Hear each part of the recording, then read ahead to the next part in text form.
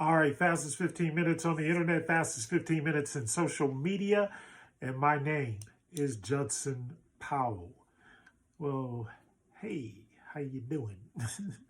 A little bit. I just got off the phone with two of my sons, so I kind of feel good about that. And I'm sorry, and one of my daughters. Cannot forget that, right? Peace to everybody. Anyway, peace to you and yours, because I know everybody, even though we ain't gonna say the name of the supposed, I'm not even gonna call it a holiday, but this day or whatever, we're gonna repurpose the day. All right, so we'll repurpose the day. But I know everybody's like around their families and all that kind of stuff. So I hope everybody's family is doing well, and so we send y'all all kinds of positive and healing energy. All right, positive healing energy. That's all we sending out. All right. With that said,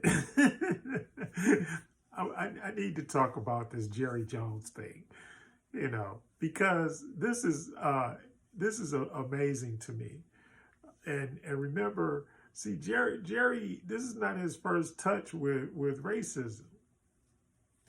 And I've always he's always been the dude. Like I would say this, I would actually like the Cowboys, and I know everybody was, but back in the day, it's always the Cowboys and the Steelers, right? That was like everybody, and that's usually who ended up hooking up, or they hooked up a lot of times in the Super Bowl, or they hooked up in big games, meaningful games late in the season.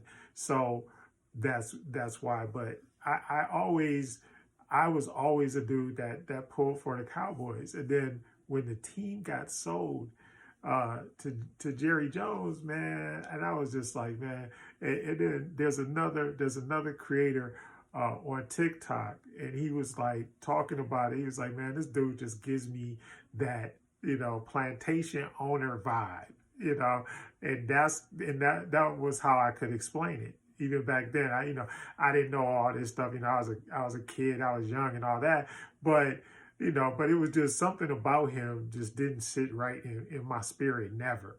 And so, so you can just yeah, he's the dude that called all the shots or did whatever.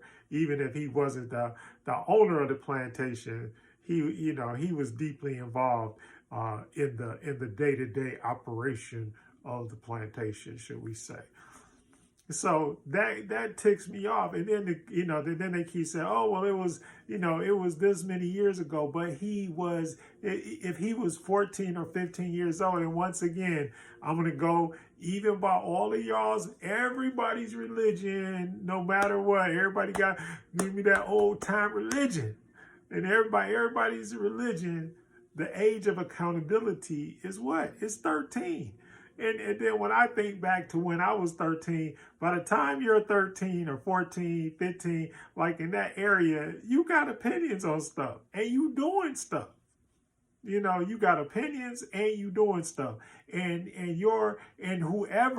whoever he was hanging around, okay, so say, he's not the ringleader, and I keep looking at the picture, and I know that dude in the front, the dude that's up in the front with the cigarette, like him and the dude like standing next to him, they incited the riot. You can look at them and tell, because they got that kind of energy like coming off of them. And I'm looking at it like, look at these dudes, they were out there, to start a fight. And then Jerry is in there, and then if you look in the back of the photo, it looks like there are other black students like going behind them and trying to get around, back into the other door. I'm supposing that somebody else had like propped open for them or something like that. So this dude has always been down, and his mindset is the same. And what we still do not talk about is that these people are still alive, that these people are still around. It ain't been that long. It's been this stuff occurred in my lifetime. I know I'm probably a lot older than y'all, but look, This stuff occurred in my lifetime.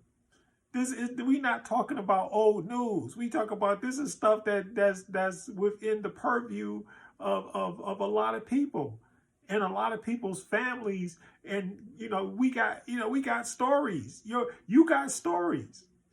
If you was around that time and you're still alive, you know the stuff that was going on.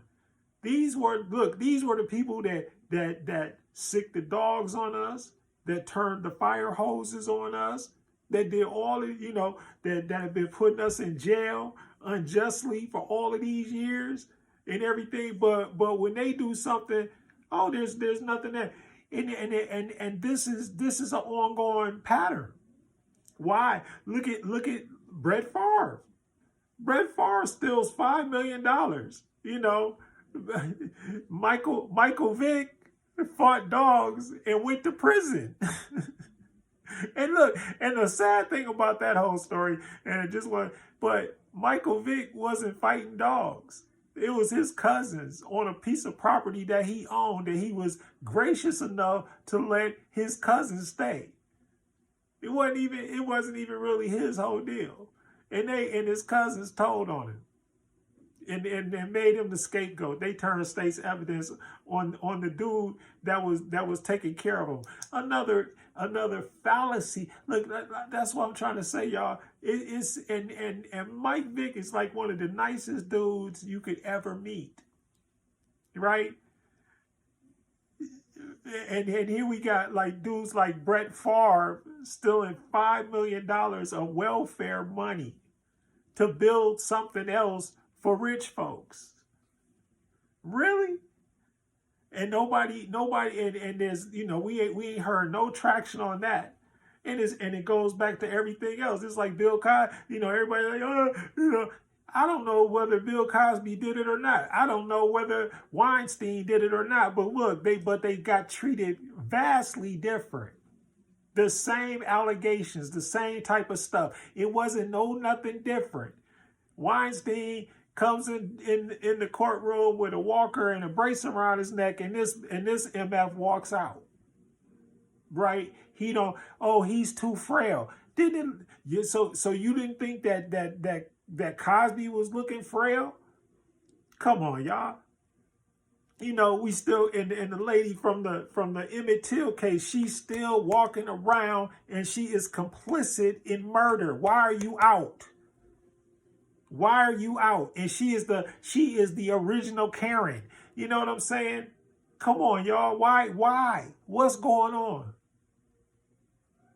It's a thing. Now, and then the other thing about this whole deal is, and then the whole Stephen A thing, I'm sorry, man, I can't get with you. I can't rock with you. I can't rock with Shaq. I can't rock with none of y'all. I'm sorry. I just can't do it. I can't rock with y'all.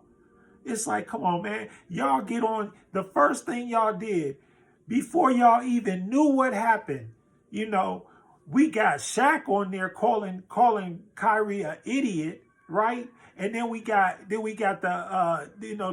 king of all buffoons, Charles Barkley up there talk about, well, you can't talk about the man's God, and take his $40 million. Come on, y'all. Be for real. Be for real.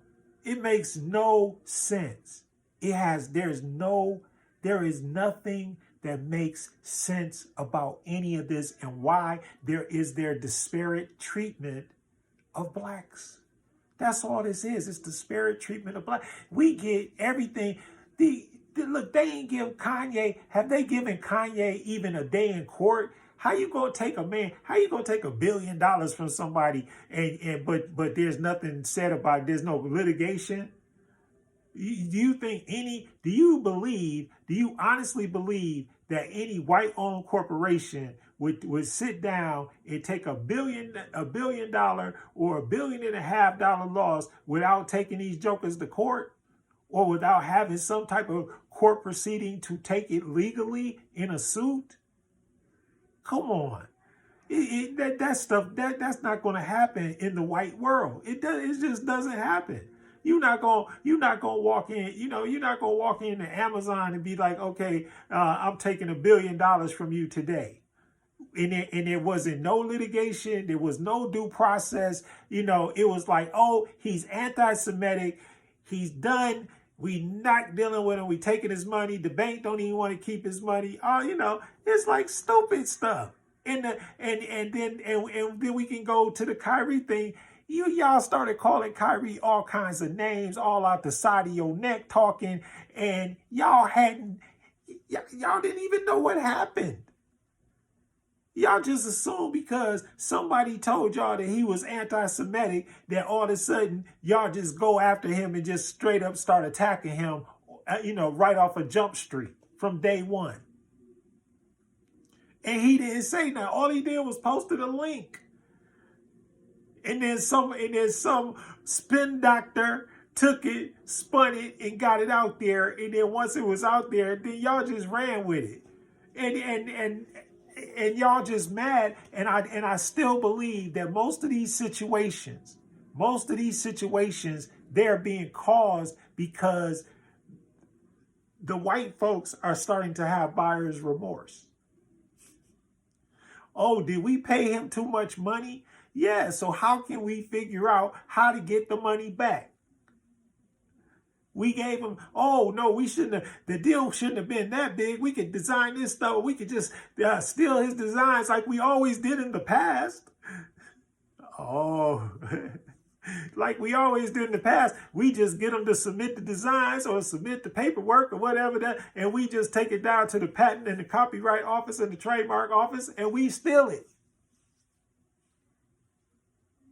That's how it's been done in America, y'all. Don't get it twisted. Usually they just do stuff and they steal stuff like that. They don't, so by them being in a $1 billion deal, and then all of a sudden they like, man, we shouldn't have gave him no $1 billion. How can we get it back? Oh, yeah, he's saying anti-Semitic stuff. But and then how do you go in there and say, oh, he doing anti-Semitic stuff, and then in the same breath say that we're going to steal his designs? They said that. They said that they were going to steal his designs, and they were going to put the shoes out anyway without his name on it. Well, so that's like infringement big time, and you're admitting it. So how hard is that? Well, how hard is that to prove in a court of law? It's not. You already done convicted yourself. You might as well stipulate to it and give him his money back. I mean, come on, y'all. And the same thing with the whole thing with Kyrie. Because Kyrie is not like an impressive, NBA standout type guy. He's just, he either can take it or leave it. And because y'all can't control them, and then once again, where we had the crazy, everybody that doesn't do Kanye is crazy. Everybody that don't do what you want them to do, they're crazy. Why did he take the $50 million? Dave Chappelle is crazy. You gotta get it. It's the same playbook. The playbook ain't changed. It's like, I think we paid this Negro too much. I think we paid him too much. This, like I told y'all, that's how the Michael Vick thing got started. Arthur Blank, the owner of the Falcons, he said, I don't know whether I work for Michael Vick or Michael Vick works for me. Because the contract was it was ridiculous how much money they owed Michael Vick. So they had to find, look, they did that kind of money involved, and they went and found that whole dog fighting thing. They fabricated it. Why? Because they had buyer's remorse. See, buyer's remorse, when you just go in and you buy something that costs $20, you feel a little bit. But if you buy something that costs like $500 million, buyer's remorse is real. It's really real. And that's what I'm telling y'all is going on. It's buyer's remorse, pretty much. And the whole thing with Jerry Jones is a racist. Plain and simple. Allegedly. Fastest 15 minutes is up. I'm done. I love y'all though.